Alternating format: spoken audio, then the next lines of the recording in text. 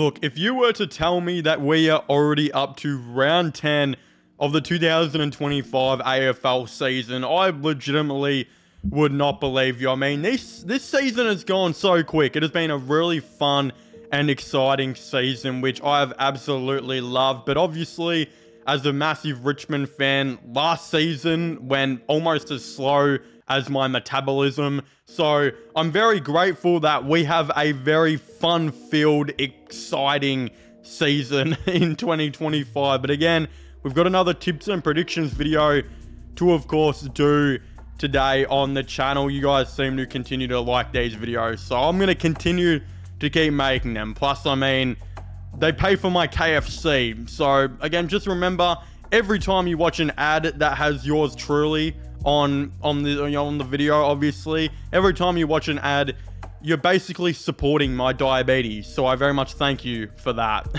But again, if you'd like to continue my diabetes another way, don't forget to leave a like on this video to let me know you enjoy it and subscribe to the channel. But again, we're getting started off with the first game, man. We're getting started off with Gold Coast versus Hawthorn. This is obviously at Darwin. Now, I think you have two of the better teams in the competition right here. Two teams who should certainly make the top 8. And I gotta say that Gold Coast have a pretty good record in Darwin in the history of their club. I don't know what it is. I don't know if it's because, like, Darwin is hotter than prime Natalie Portman in Star Wars Attack of the Clones, or if Darwin's almost as hot as what Tate McRae is, or even Sydney Sweeney. But Gold Coast seem to be very used to playing in hot conditions, so they seem to actually do pretty well in Darwin. And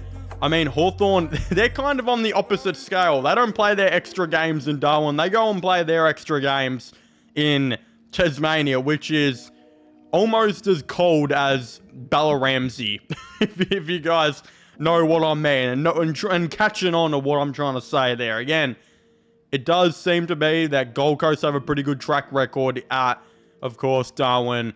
So I'm going to pick them here to beat Hawthorn. Again, next though, on a Friday night game, we've got the Sydney Swans versus Carlton Football Club. Two teams who their seasons just, I guess they're not going to plan so far of what they, what they probably want them to, of course, go to. But at the end of the day, it is at the SCG, and I feel like Sydney haven't had the best record at the SCG as of late. And again, I don't know if that's a fact or if it's just my perception, but a part of me, I actually think I originally had Sydney written down here. In fact, I did. I almost am going to pick, and you know what? We won't pick Carlton here because some of the stuff that Sydney has done over the last couple of weeks has actually been pretty good. So I'm going to back in Sydney to get the job done. Don't let me down, Swans. I mean, that would suck for me. But of course, on Saturday, we've got Collingwood versus Adelaide at the G. I think if I remember right, Collingwood play like their next 7 games in Melbourne, and I think 5 or 6 of them are at the MCG. That is ridiculous. I mean, you've had teams over the periods that haven't really traveled. You know, Richmond didn't travel much from like 2017 to 2022 outside of the COVID years, obviously. But Collingwood have like entered that realm of the next team after Richmond who just don't travel much. Again, Richmond won 3 premierships though, and defied the odds and even won one outside of their, of course, state. Again, Collingwood have proved that they can win away from the G2. So I don't think that should be an argument here. And it definitely won't be because we're at Melbourne as well. But the thing is that they're such a good Melbourne team. They are so good at the MCG. Again, Adelaide, I don't think play much at the G, or don't tend to play much there. Again, they've also had a really good season. But I mean, with how Collingwood are going and them just being on fire right now, I'm going to be backing in the Pies to get the job done here. Again, Port Adelaide at Adelaide Oval taking on the Jalong Football Club. Kind of interesting game because the ladder is so close here that Geelong, like that, they were just 7th, right? They float around from 1st to freaking 8th. That's what a lot of teams are doing so far. And Port Adelaide are actually trying to become one of those teams who is going to start floating around and hopefully get into that top 8 pretty soon. I don't know if they can. They have good games, really great games, in fact, and then they have some really, really, really bad games, especially away from Adelaide Oval. But again, luckily for them, this is Adelaide Oval, but they do have to play the Jalong Football Club, which should still be one of the better teams in it at the moment. So, I mean, just based off Jalong being technically better, I'm going to back them in here. But yeah, Port Adelaide, it depends on what Port Adelaide team you're getting. So, it's going to be interesting. Again, Giants versus Fremantle at GWS Stadium. Again, I am not picking Freo here. I mean, Freo, they are disappointing, man. They are really disappointing. There are 101 different things that are currently wrong with the Fremantle Football Club. I mean, their coaching is terrible. Their system is terrible. I find their players to be quite weak at the moment, and the players who are playing the best footy for them are the ones who are exciting and doing it different, like Jordan Clark, Shea Bolton, a couple other guys here and there. It's actually rare to find at Freo at the moment, but they're just hanging in, to the 8. They're lucky that the ladder is really close right now, but they're losing games they shouldn't be losing. And I mean, you look at their game against Collingwood. Collingwood rest like 4 guys against them and had probably another 2 that were in their best 23. Freo practically had their best team, and Collingwood just looked in control like most of the game. And man, it just frustrates me watching Fremantle. A lot of people tip them for top 4, and they are just, they don't seem like they're near the 8, but they are. They're really lucky to be staying in it right now.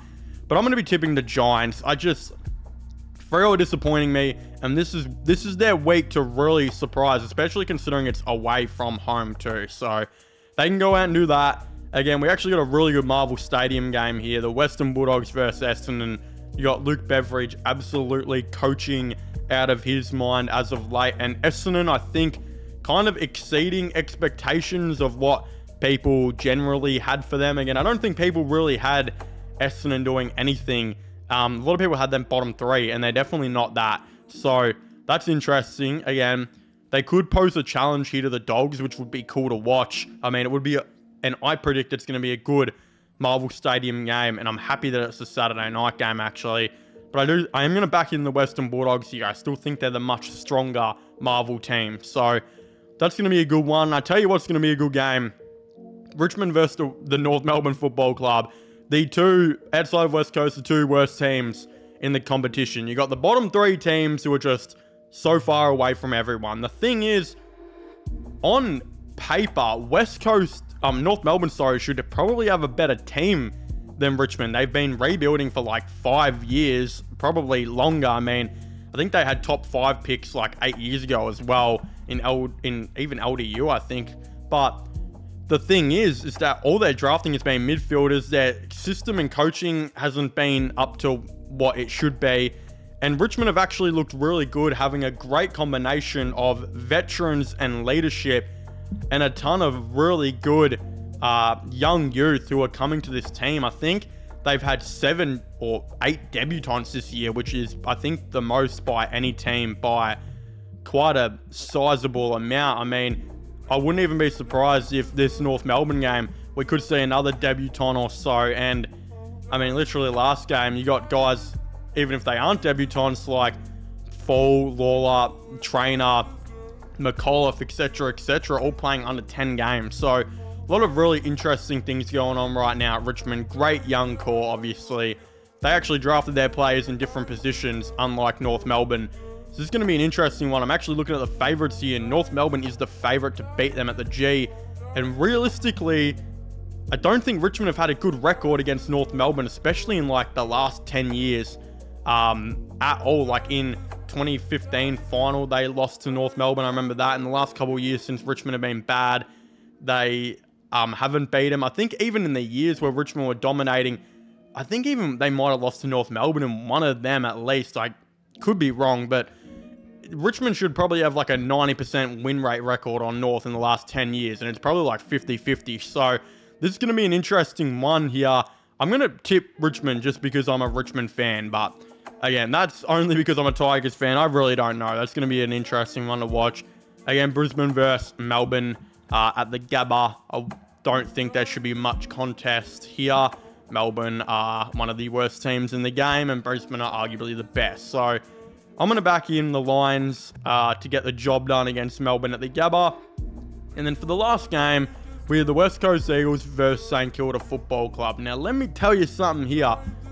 Why do I feel like this is a chance for West Coast to get a win? Now, I personally really like the Saints team. I love the Saints coach. I think Ross Lyon is a really good coach.